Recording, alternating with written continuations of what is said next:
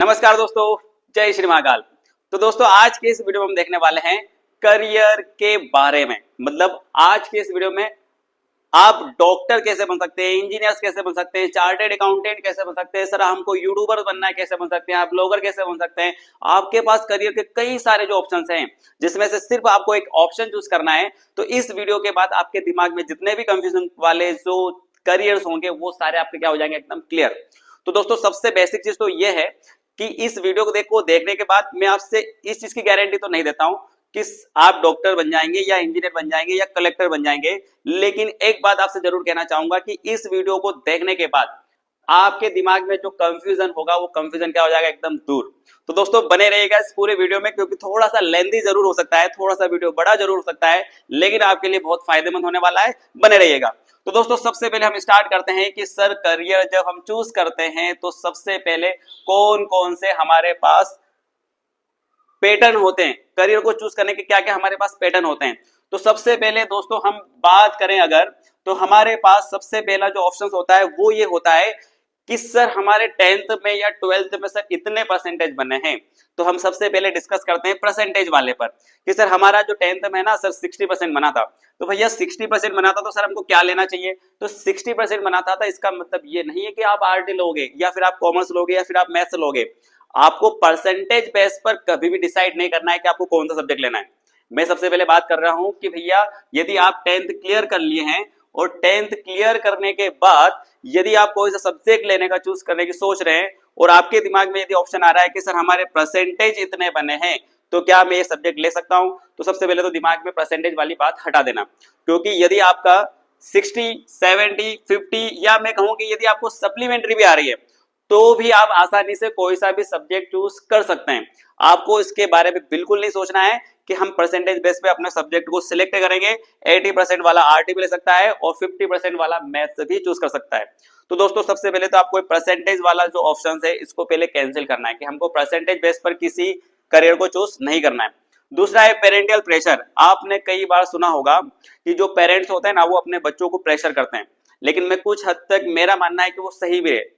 रुकना है, मैं कह रहा हूं कि कुछ हद तक वो सही है। क्यों? क्योंकि जब बच्चे के दिमाग में अगर कोई एम नहीं है ना, अगर उसने कुछ डिसाइड नहीं कर रखा है ना, तो यदि उसके पेरेंट्स बता रहे हैं कि बेटा तेरे को डॉक्टर बनना है कि तेरे को इंजीनियर बनना है, तो उसको उस फील्ड में जाना चाहिए, क्योंकि उसने डिसाइड नहीं कर रखा है। तो फिर जो पेरेंट्स सोच रहे हैं वो आपके लिए सही सोचेंगे।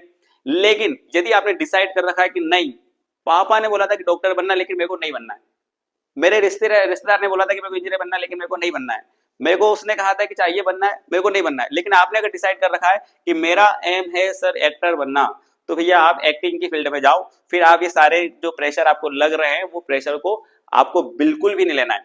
ठीक है।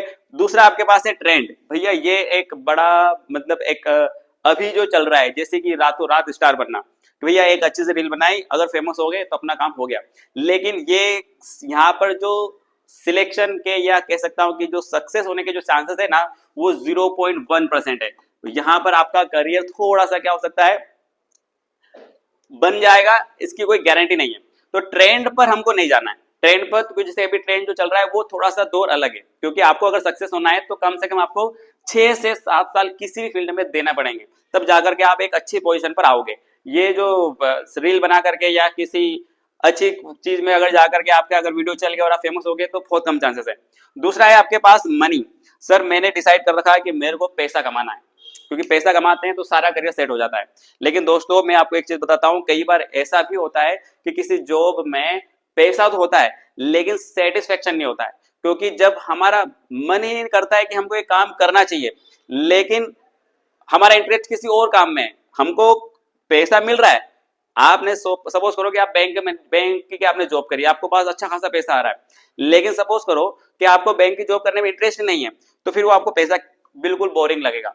तो आपको जब करियर डिसाइड करो तो आपको पैसे से रिलेटेड आपको करियर डिसाइड नहीं करना है। ये एक ऑप्शन हो सकता है कि जिसमें अच्छा पैसा मिलेगा मैं उसी जॉब को करूंगा, लेकिन ये आपका करियर नहीं हो सकता, क्योंकि सेटिस्फेक्शन बहुत ज्यादा जरूरी है। फिर हम देखते हैं कि भैया हमारा फ्रेंड सर्कल। सर हमारा जो फ्रेंड है, मेरे जो फ्रेंड है उसने मैथ्स ले रखा है इसलिए मैं मैथ्स लूंगा, मेरे दोस्त ने इंजीनियरिंग की है तो मैं भी इंजीनियरिंग करूंगा, मेरे भैया ने ये करा है तो मैं भी ये करूंगा। ये वाली जो पॉलिसी इसको भी आपको हटाना है। क्योंकि आपके इंटरेस्ट पे डिपेंड करता है कि आपको क्या लेना चाहिए।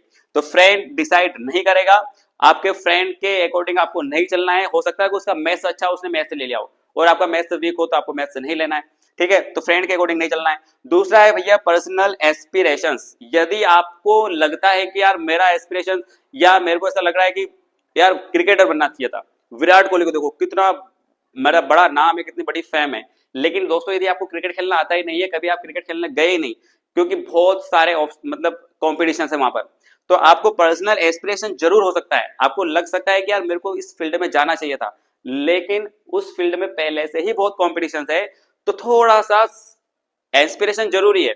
यदि आपको लग रहा है कि हाँ मेरे को ये बनना चाहिए था, वो बहुत जरूरी है, लेकिन थोड़ा सा सोच विचार के उस फील्ड में आपको जाना चाहिए। तो मैं आपको ये चीजें बता रहा हूं कि जो नॉर्मली हमारे दिमाग में सोचने पर आती है कि हमको ये फील्ड में जाना चाहिए था, इस पैटर्न पे आप सोच सकते हो। इसके अलावा भी आपके पास उसको पैटर्न हो सकते हैं। तो दोस्तों अगर आपको ये पैटर्न क्लियर करना है कि भैया यहां पर हमारा ऑप्शन नहीं बनने वाला है, तो हम यदि चलें तो हमारे पास ऑप्शंस कैसे करियर को हम डिसाइड कर सकते हैं। तो सबसे पहला हमारे पास ये है कि करियर को चूज करने की सिंपल सी 4 स्टेप है। 4 स्टेप कौन कौन सी है? पहली स्टेप है भैया नो योर सेल्फ। सबसे पहले खुद को जानो। खुद को जानने में क्या जानना है? तो सबसे पहले आपको देखना है कि आपका इंटरेस्ट किसमें है, आपको कौन सी चीज को करने में ज्यादा अच्छा लगता है। दूसरा है वैल्यूज, आप किस चीज को ज्यादा वैल्यू देते हैं, आपको कौन सी जॉब है जो आपको अट्रैक्ट करती है, ठीक है।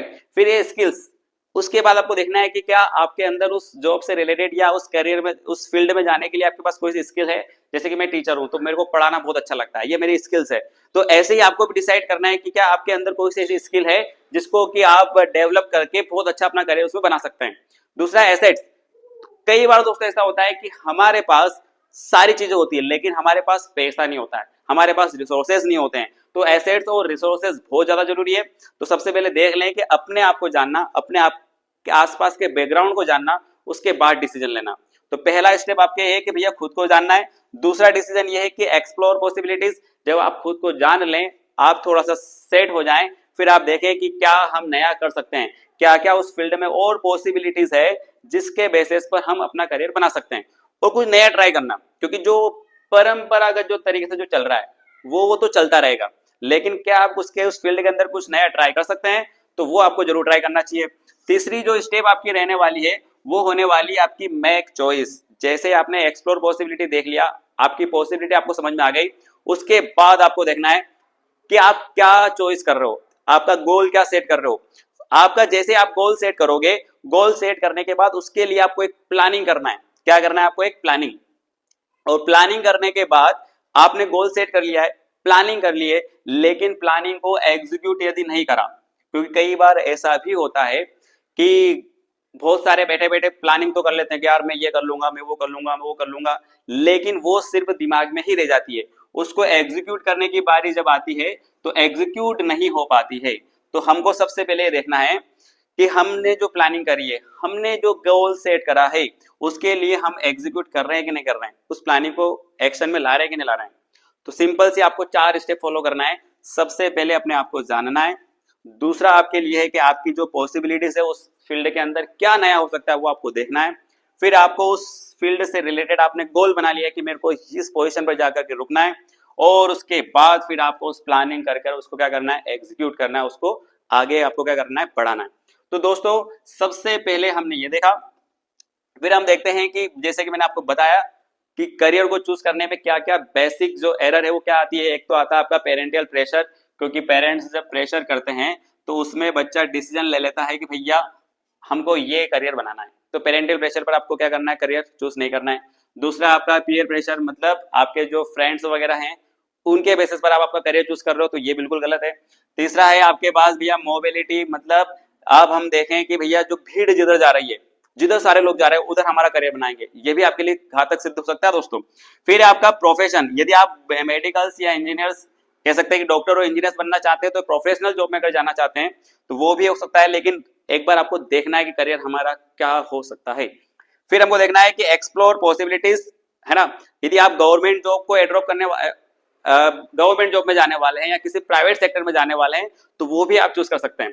फिर हम देखते हैं कि सर ये तो हो गया, अगर हमको फिर भी लगता है कि हमने सारी प्लानिंग कर ली लेकिन हमारे अंदर मोटिवेशन नहीं आ रहा है, क्या करें कि जिससे अंदर हमारे अंदर मोटिवेशन आए किसी फील्ड में जाने के लिए। तो सबसे बढ़िया ऑप्शन आपके लिए रहता है कि आपके आसपास यदि कोई करियर काउंसलर यदि रहता हो तो आप करियर काउंसलर से क्या करो भैया, बातचीत करो, वो आपको करियर के बारे में गाइड करेगा। सर हमारे आसपास करियर काउंसलर नहीं मिलने वाले हैं, क्यों नहीं मिलने वाले? क्योंकि हाँ सर हम जिस बैकग्राउंड से आते हैं सर, गांव वाली फैमिली है सर, ये है वो है। तो भैया उसके लिए एक सिंपल सा ऑप्शन आपके लिए है कि आपके आसपास यदि किसी, आपने जिस फील्ड को सिलेक्ट कर रखा है उस फील्ड में जाने के, उस फील्ड में पहले से आपके आसपास कौन मौजूद है। जैसे कि आपने सिलेक्ट करा कि हमको डॉक्टर बनना है, तो आपके आसपास डॉक्टर कौन कौन है भैया, उनसे जाकर के मिलो, उनसे पूछो कि उन्होंने उस फील्ड में क्या किया था, उन्होंने कौन सा सब्जेक्ट लिया था, उन्होंने कैसी मेहनत की थी, वो आपको क्या करना है यहाँ पर मतलब फॉलो करना है। तो करियर काउंसलर यदि हो आपके आसपास तो उससे आप डिस्कस करो, नहीं हो तो आपके आसपास जो अच्छी फील्ड में, जिस फील्ड में आप जाना चाहते हो उस फील्ड में ऑलरेडी पहले से जो है उससे आप डिस्कस करो। तो आप ये कर सकते हो। और तीसरा आपके लिए ये है, अब हम यहां से पिक्चर स्टार्ट करेंगे हमारी करियर से रिलेटेड। करियर भैया दो बेसिस पर आप बना सकते हो। पहला जो बेसिस है वो ये है एजुकेशन बेस्ड, मतलब आप एजुकेशन में जाकर के, कोई बहुत सारे बोलते हैं पढ़ लिख करके क्या होगा, मैं आपको बताने वाला हूँ कि पढ़ लिख करके क्या होने वाला है। तो पहला जो करियर है वो आपका है एजुकेशन बेस्ड, और दूसरा जो करियर है वो है आपका टैलेंट बेस्ड करियर। टैलेंट की हर किसी में, मतलब हर किसी में टैलेंट होता नहीं है, तो वो एजुकेशन के बेस पर क्या कर सकता है, अपना करियर बना सकता है। बट जिन स्टूडेंट के पास टैलेंट होता है वो अपना करियर अगर टैलेंट बेस्ड पर बनाएंगे तो ज्यादा उनके लिए अच्छा रहेगा। तो इसलिए अपने करियर को हमेशा जब सिलेक्ट करें तो दो ऑप्शन आपके पास रहने वाले हैं, एक एजुकेशन और एक टैलेंट। तो सबसे पहले हम देखने वाले हैं कि भैया टैलेंट बेस्ड करियर कौन कौन से हो सकते हैं।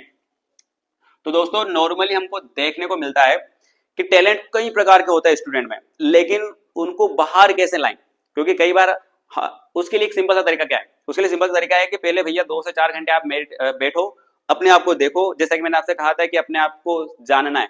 यदि आपके पास कोई सा टैलेंट है जिसके अंदर आप बहुत अच्छे से अपने आप को मतलब एक्सपोज कर सकते हो या अपने आप को रिप्रेजेंट कर सकते हो, तो उसमें आपको जरूर जाना चाहिए।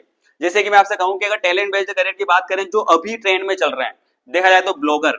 यदि आपको घूमने फिरने का शौक है या आपको कोई सी अच्छी चीज मतलब ऑब्जर्व करने का शौक है और उस पर आपके विचार बहुत अच्छे हो सकते हैं, तो आप ब्लॉगर बन सकते हैं, है ना। आप कहीं पर घूमने जा रहे हैं तो वहां पर उसकी वीडियो पर आप उसकी वीडियो बना लें और उसके बाद उसमें आप अपनी अनुभव अपने शेयर कर सकते हैं, तो ब्लॉगर बन सकते हैं। यूट्यूबर बन सकते हैं, यूट्यूबर तो बन ही सकते हैं, जैसे कि मैं भी अभी क्या कर रहा हूँ, वीडियो बना रहा हूँ ताकि आपको बहुत अच्छे से गाइड कर पाऊँ, तो भैया यूट्यूबर आप बन सकते हैं। दूसरा है फिटनेस ट्रेनर, आपको यदि बॉडी वगैरह बनाने का शौक है तो आप फिटनेस ट्रेनर बन सकते हैं। डांस थेरेपिस्ट बन सकते हैं, डांस थेरेपिस्ट का मतलब है डांसर। यदि आप एक बहुत अच्छे डांसर बन सकते हैं तो भैया आपको जरूर ट्राई, आपके अंदर यदि टैलेंट है कि हाँ आप डांस बहुत अच्छा करते हैं, क्योंकि डांस के अंदर आप डांस क्लासेस वगैरह खोल सकते हैं। दूसरा आप ये भी कर सकते हैं कि भैया डांस के बहुत बड़े बड़े शो चलने वाले हैं, जैसे कि अपना आईबीटी ले लो, अपना इंडिया बेस्ट डांसर ले लो, उसमें आप जाकर के अपना टैलेंट शो करोगे तो भैया बहुत अच्छा नाम और बहुत अच्छी फेम और बहुत अच्छा पैसा हो सकता है। तो भैया डांसर बन सकते हैं। पेड ग्रूमर, कई स्टूडेंट को शौक होता है कि भैया यार सर मेरे को जानवर पालना बहुत अच्छा लगता है, सर मेरे को भैंस पालना बहुत अच्छा लगता है, सर मेरे को गाय पालना अच्छा लगता है, सर मेरे को डॉग पालना बहुत अच्छा लगता है। तो भैया यदि आप पेड ग्रूमर भी बन सकते हैं, मतलब आप पालतू जानवर को पालने वाले बन सकते हैं, जो कि नॉर्मली पहले गांव के लोग करते हैं और आज भी करते हैं, ठीक है। और उसके बाद मेकअप आर्टिस्ट, सबसे बढ़िया भैया।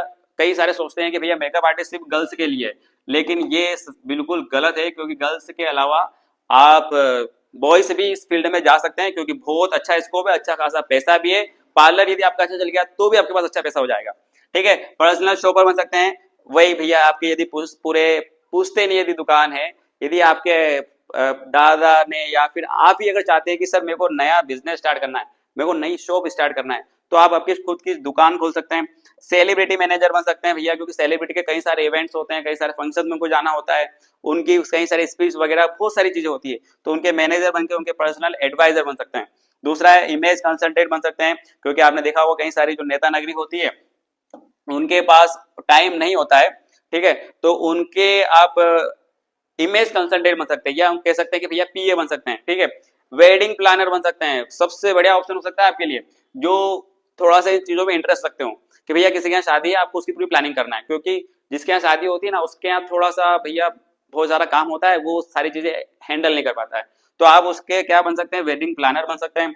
फिर उसके बाद स्पा मैनेजमेंट, यदि आप अच्छा एक स्पा आप होटल या कह सकते हैं कि सेंटर चलाते हैं जहां पे आपको मालिश वगैरह या कह सकते हैं कि थेरेपी दी जाती हो, तो ऐसे आप सेंटर चला सकते हैं, इसको मैनेज कर सकते हैं।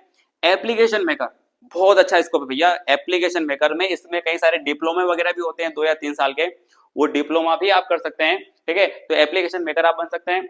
एथिकल हैकर, सर हैकर बन सकना, हैकर बनना ये भी बहुत अच्छा ऑप्शन हो सकता है, क्योंकि भैया हैकर जो होता है किसी के बैंक अकाउंट से पैसे निकालना या किसी की वेबसाइट हैक करना या किसी का पर्सनल जो इंफॉर्मेशन होती है उसको हैक करना, यही हैकर का काम नहीं होता है। मैंने आपसे कहा इथिकल हैकर बनना। इथिकल हैकर का मतलब होता है कि भैया ऐसा हैकर बनना जो गवर्नमेंट की हेल्प करे, जो पुलिस वालों की हेल्प करे, कि जो जिसने हैक कर रखा उसकी आइडेंटिटी चेक करना। तो इथिकल हैकर में आप अच्छा करियर बना सकते हो। इसके लिए आपको लैंग्वेज थोड़ा सा अगर आपका इंटरेस्ट हो कंप्यूटर में तो आप ऐसे काम कर सकते हो। फिर एक ट्रैकर, भैया आपको यदि घूमने फिरने का शौक है और आपको नई चीजें या नई जगह पर जानने का शौक है, नए एडवेंचर्स पसंद है, तो आप ट्रैकर बन सकते हो और ट्रैकर के साथ साथ में आप ब्लॉगर भी बन सकते हो। ये आपके लिए बहुत अच्छा ऑप्शन हो सकता है, क्योंकि मैंने देखा है कई सारे जो ब्लॉगर्स होते हैं, ट्रैकर्स होते हैं, वो अच्छा खासा पैसा कमा रहे हैं। फिर हम देखते हैं वीडियो जॉकी या आरजी। आपकी यदि वाणी एकदम मधुर है, हाँ, आपकी यदि वॉइस बहुत अच्छी है, तो आप वीडियो जॉकी या आरजे में भी क्या कर सकते हो, अपना करियर बना सकते हो। इसमें भी अच्छा खासा पैसा है। इसके अलावा भी आप इसमें सिंगिंग वगैरह कई सारे जो टैलेंट होते हैं जो हमारे आसपास देखने को मिलते हैं, वो आपको आप उसका यूज करके बहुत अच्छा अपना करियर सेट कर सकते हो। तो दोस्तों ये थे अपने टैलेंट बेस्ड करियर। अगर हम बात करें एजुकेशन बेस्ड करियर की, तो हमारे लिए क्या क्या ऑप्शन हो सकते हैं सर, वो बताओ हमको। तो सबसे पहले क्वेश्चन आता है कि सर एजुकेशन में जाना है, हमने 10th क्लियर कर लिए, अब क्या करें। तो भैया 10th क्लियर करने के बाद आपके पास कई सारे ऑप्शंस होते हैं। जनरली हमको देखने को मिलता है कि सर आर्ट लेना है, सर कॉमर्स लेना है, सर साइंस लेना है। सर इसके अलावा क्या होता है भैया, इसके अलावा बहुत सारे काम होते हैं 10th के बाद भी। कैसे, आप डिप्लोमा कोर्सेज कर सकते हो। डिप्लोमा आप देखना कई सारे डिप्लोमा होते हैं आफ्टर 10th, आप सर्च कर सकते हैं। मैं आपको यहाँ पे जो इन्फॉर्मेशन देने वाला हूँ, आप उस इन्फॉर्मेशन को सिर्फ देखना है। उसके बाद अगर आप उस फील्ड में जाना चाहते हो तो आप उसके बारे में थोड़ा सर्च करो, आपको बहुत अच्छी जानकारी मिल जाएगी, ठीक है। तो डिप्लोमा कोर्सेज भी होते हैं 10th के बाद।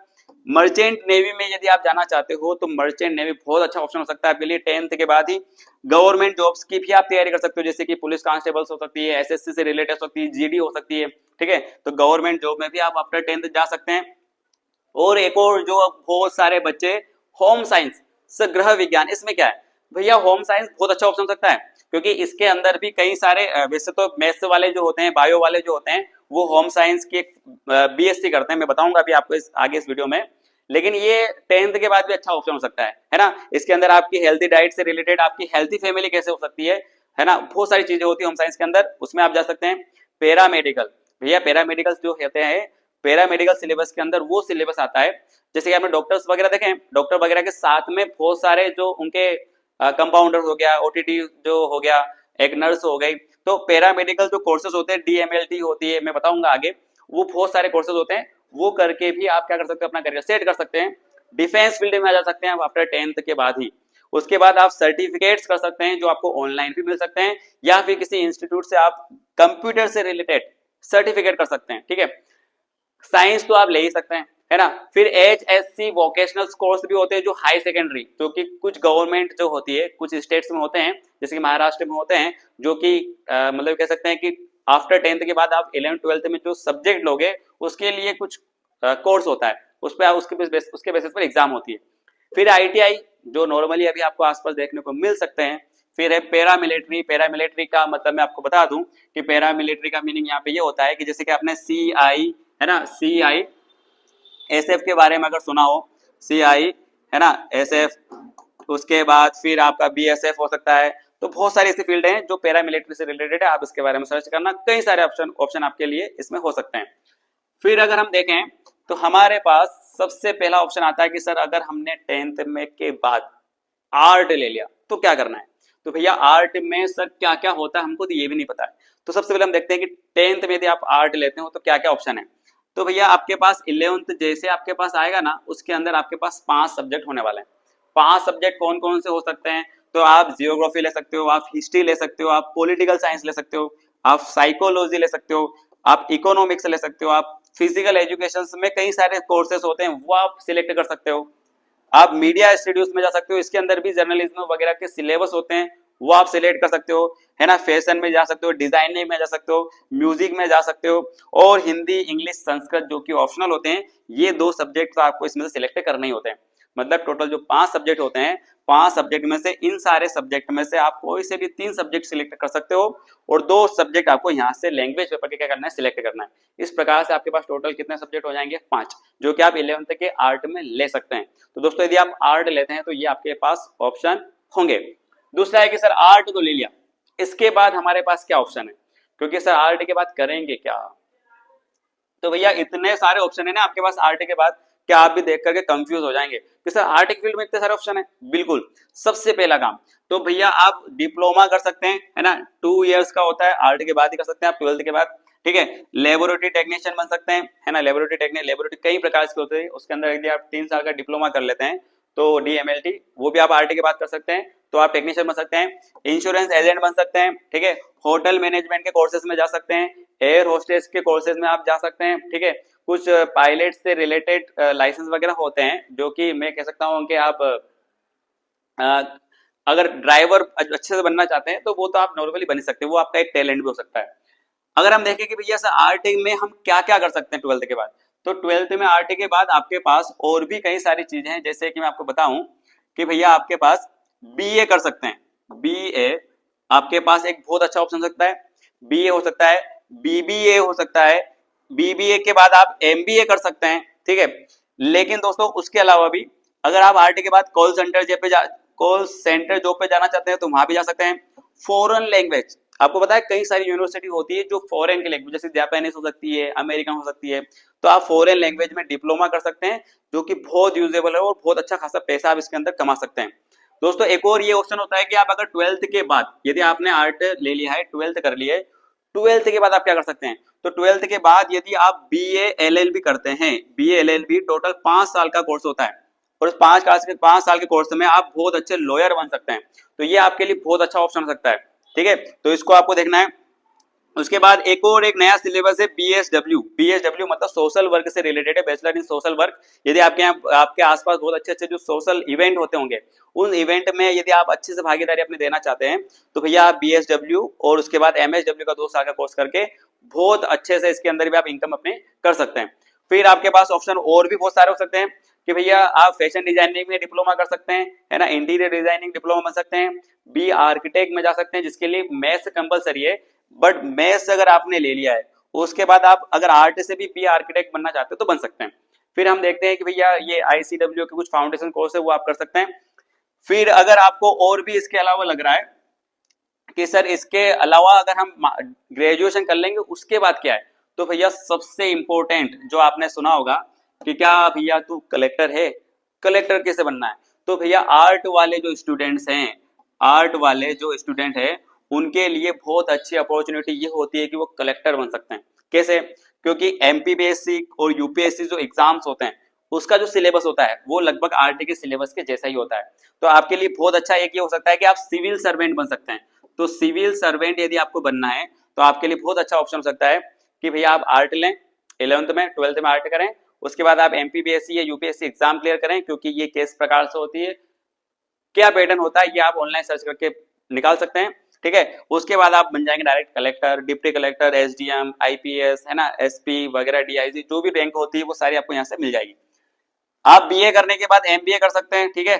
LLB करने के बाद आप LLM कर सकते हैं, जो कि मास्टर डिग्री होने वाली है, लॉ की मास्टर डिग्री है ना, ये मैनेजमेंट की मास्टर डिग्री है। आप अगर आपको लग रहा है कि सर हमको कंप्यूटर फील्ड में जाना है तो आप MCA कर सकते हैं, है ना, MCM कर सकते हैं। सर हमको टीचिंग फील्ड में जाना है आर्ट के बाद, तो टीचिंग फील्ड के बाद भी आप आर्ट में जा सकते हैं। भैया आपको B.Ed करना है, B.Ed करने के बाद आप टीचर बन सकते हैं, है ना, M.Ed कर लोगे तो आप बहुत अच्छे टीचर बन जाओगे, ठीक है।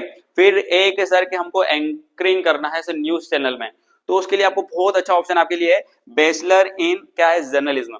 यदि आप बैचलर इन ये जर्नलिज्म यदि करते हैं तो आपके लिए बहुत अच्छा ऑप्शन हो सकता है एंकरिंग करने का, ठीक है ना। तो आप ये जरूर करें। उसके बाद है आपके पास लेबोरेटरी साइंस, वो आप कर सकते हैं, CFA आप बन सकते हैं। बहुत सारे ऑप्शन जो आपको देखने को मिलेंगे आर्ट की फील्ड में। कई सारे बच्चे बोलते हैं कि सर आर्ट में क्या है, आर्ट में भैया बहुत सारा है, इसके अलावा भी बहुत कुछ है, ठीक है। MA कर सकते हैं आप मास इन कम्युनिकेशंस में।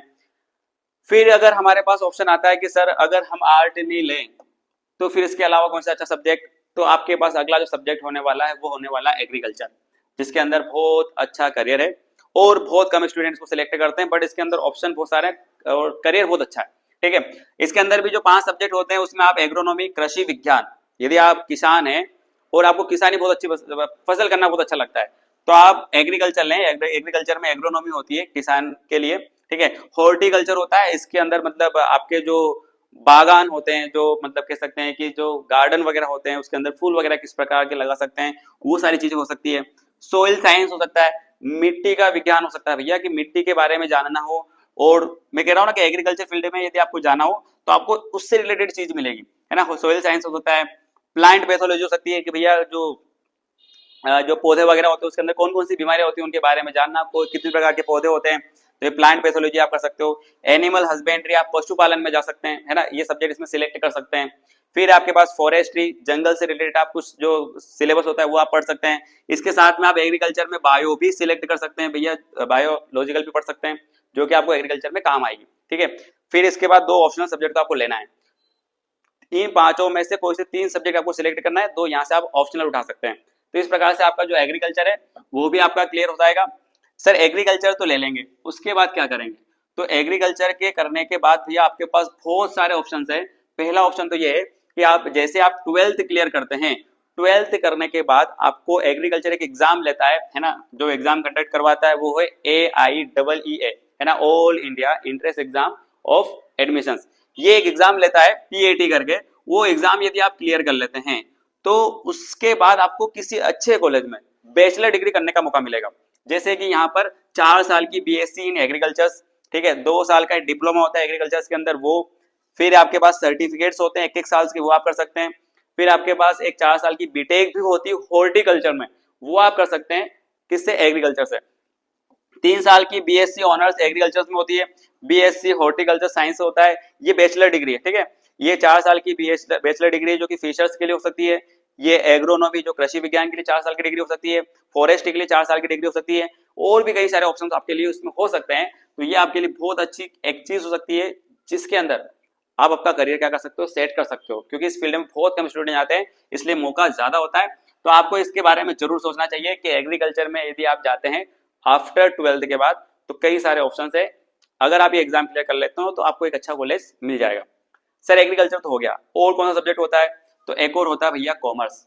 कॉमर्स का नाम सुन के ही कई सारे स्टूडेंट जो अपने आप को एवरेज सपोज करते हैं कि भैया सर हम एवरेज स्टूडेंट है, ज्यादा भी नहीं पढ़ते हैं सर, कम भी नहीं पढ़ते हैं, एवरेज पढ़ लेते हैं ठीक ठाक, 60, 70, 80% के बीच में आ जाते हैं। वो सबसे ज्यादा गलती करते हैं क्योंकि उनको पता ही नहीं होता है कि कॉमर्स लेकर करना क्या। तो मैं कह रहा हूँ कि भैया कॉमर्स के अंदर बहुत सारी अपॉर्चुनिटी है, लेकिन सबसे पहले आपको डिसाइड करना पड़ेगा कि आपको करना क्या है।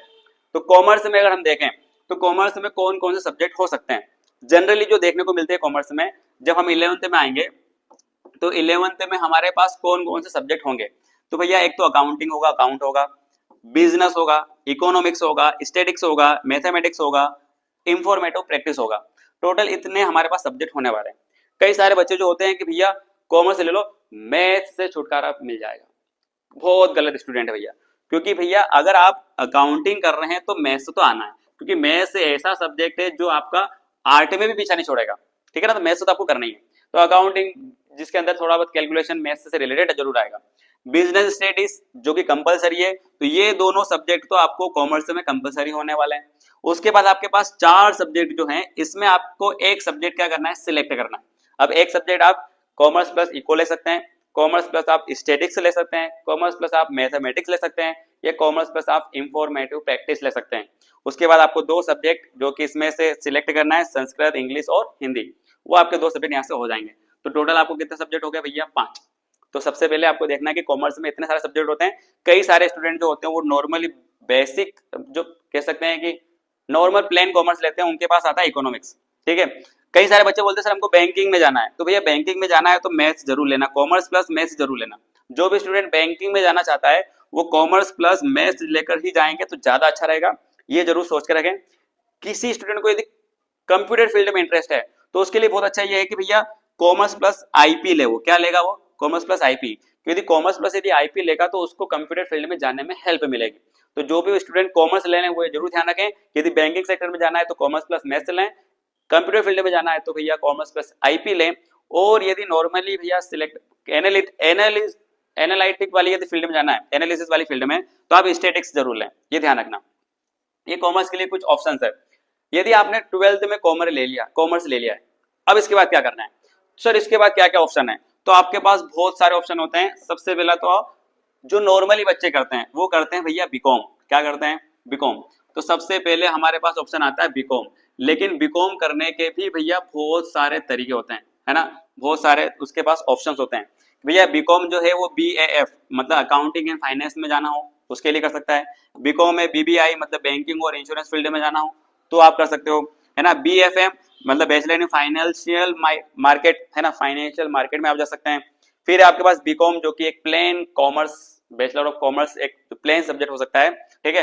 तो ये आपके पास बीकॉम के भी 4-5 ऑप्शन है, इनको आप जरूर ध्यान रखें। फिर आपके पास है कि भैया यदि आपके पास हम देखें कि बीकॉम तो हमने कर लिया है, ठीक है, अब क्या करना है?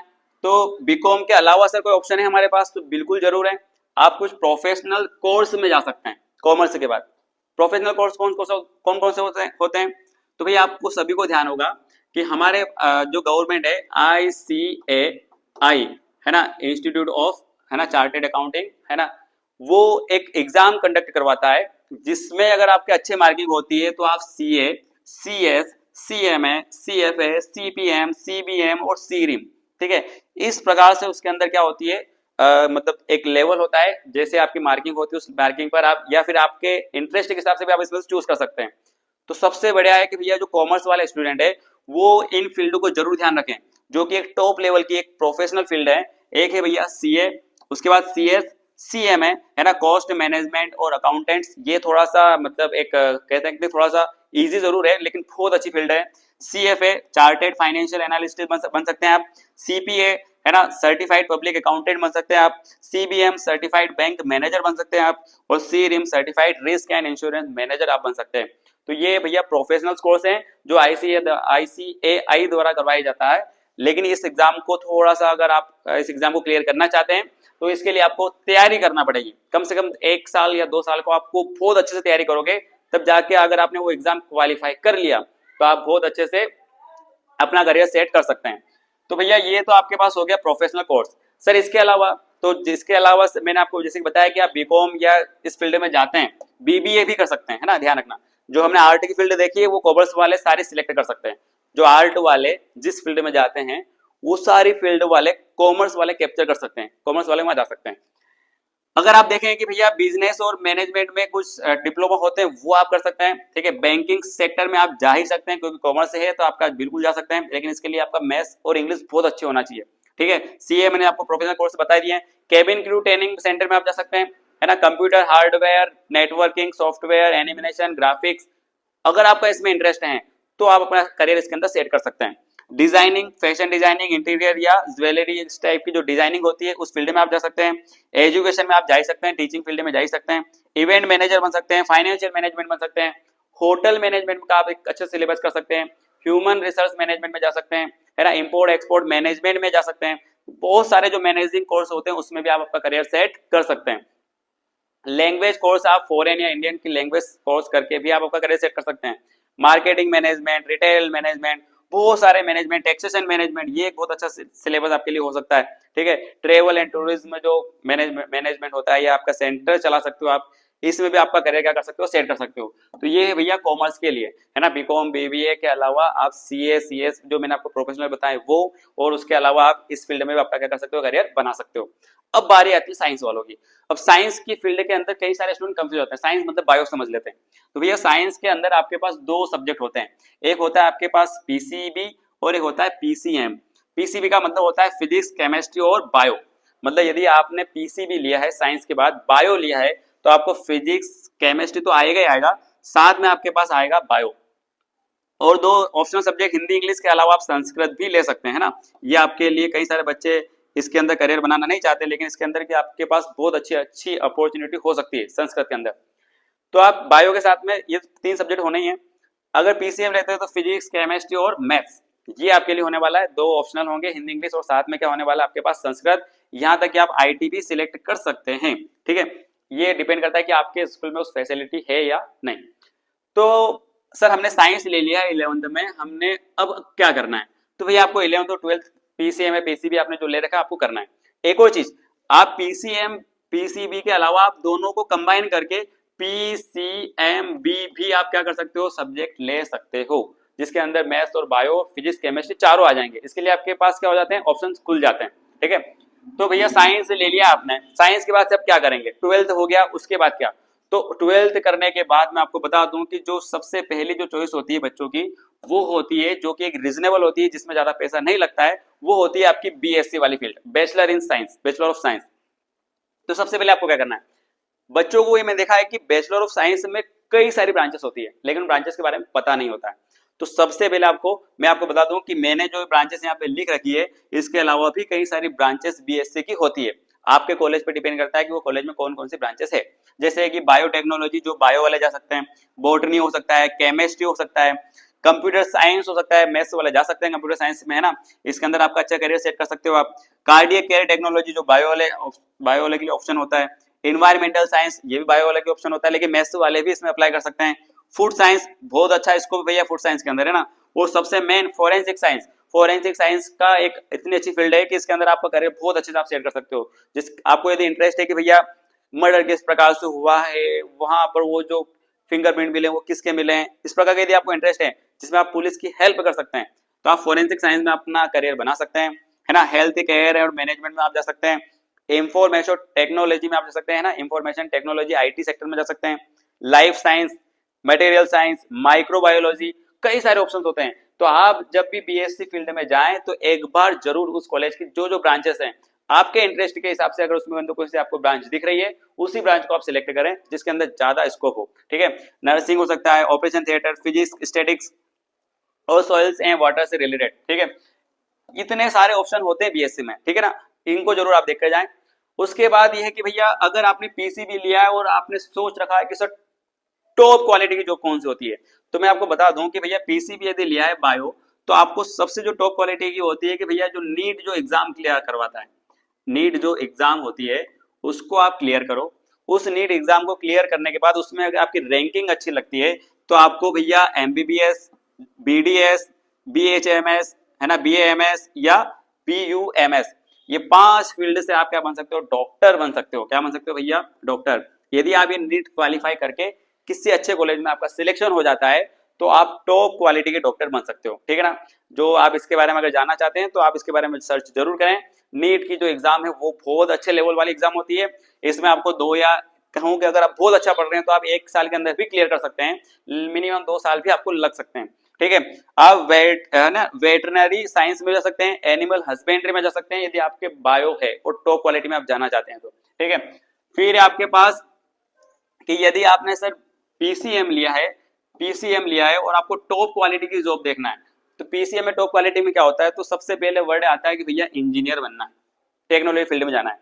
तो उसके लिए कि भैया जेईई जो एग्जाम लेता है, वो जेईई एग्जाम क्या करो, आप क्वालिफाई करो, क्योंकि अभी देखना 25 का जो पैटर्न आया है बहुत अलग लेवल का आया है। ठीक है ना, तो जेईई की भैया जो एग्जाम क्वालिफाई करो, उसमें यदि आपकी रैंकिंग अच्छी लगती है तो फिर आपके ऊपर डिपेंड करता है कि आपको किस टाइप का इंजीनियर बनना है। कई प्रकार के इंजीनियर होते हैं, ध्यान रखना दोस्तों, एरोस्पेस एरोनॉटिकल इंजीनियर होते हैं, ऑटोमोबाइल इंजीनियर होते हैं, बायोमेडिकल इंजीनियर्स होते हैं, ब्रॉडकास्ट टेक्नीशियंस होते हैं, केमिकल इंजीनियर होते हैं, सिविल इंजीनियर होते हैं, कंप्यूटर इंजीनियर्स होते हैं, इलेक्ट्रिकल इंजीनियर्स होते हैं। ये सारी फील्ड जो मैं आपको बता रहा हूँ, इस फील्ड के बारे में आप सर्च जरूर करें, क्योंकि इस वीडियो के अंदर तो इन सबको एक्सप्लेन करना थोड़ा सा मुश्किल हो सकता है, इसलिए आप इनके ऊपर सर्च जरूर करें। ठीक है दोस्तों, तो एक तो ये हो गया। इंजीनियर्स और भी होते हैं ना, इंडस्ट्रियल इंजीनियर्स होते हैं, मेरीन इंजीनियर्स होते हैं, मैकेनिकल इंजीनियर होते हैं, माइनिंग इंजीनियर्स होते हैं, है ना, नवल आर्किटेक्ट्स होते हैं, कई सारे इंजीनियर्स होते हैं।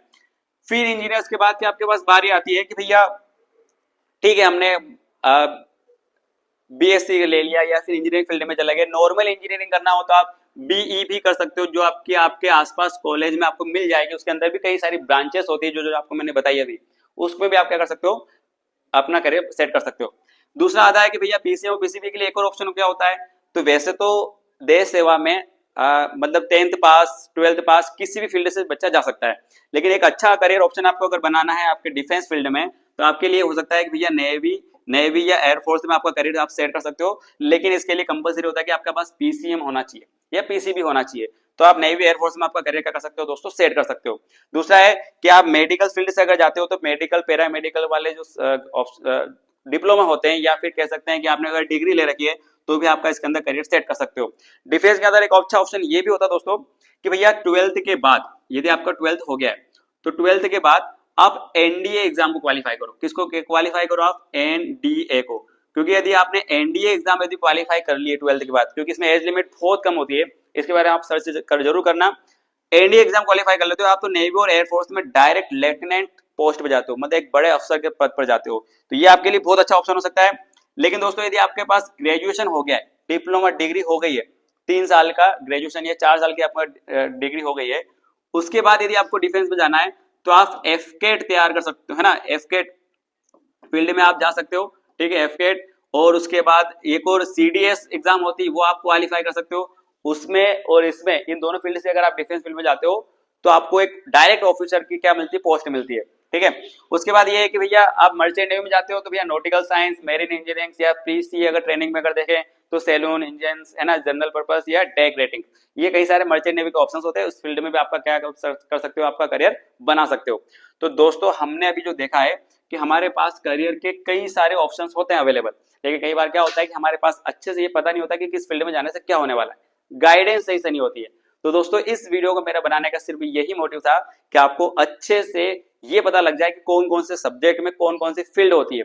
और एक और आपको बता दूं कि साइंस के बारे में अगर हम डिस्कस कर रहे हैं तो साइंस में वो सारे ऑप्शंस अवेलेबल है जो हमने कॉमर्स में देखे हैं, आर्ट में देखे हैं, एग्रीकल्चर में देखे हैं, वो सारे ऑप्शंस पर आप कैप्चरिंग कर सकते हो, आप मतलब अपना करियर सेट कर सकते हो। साइंस वाले भी, ठीक है, साइंस वाले हर फील्ड में जा सकते हैं, ठीक है दोस्तों। तो ये वीडियो जो था आपके लिए बहुत, मुझे विश्वास है कि आपके लिए बहुत इंफॉर्मेटिव होगा और आपने इस वीडियो को जरूर एंजॉय करा होगा। जय हिंद दोस्तों।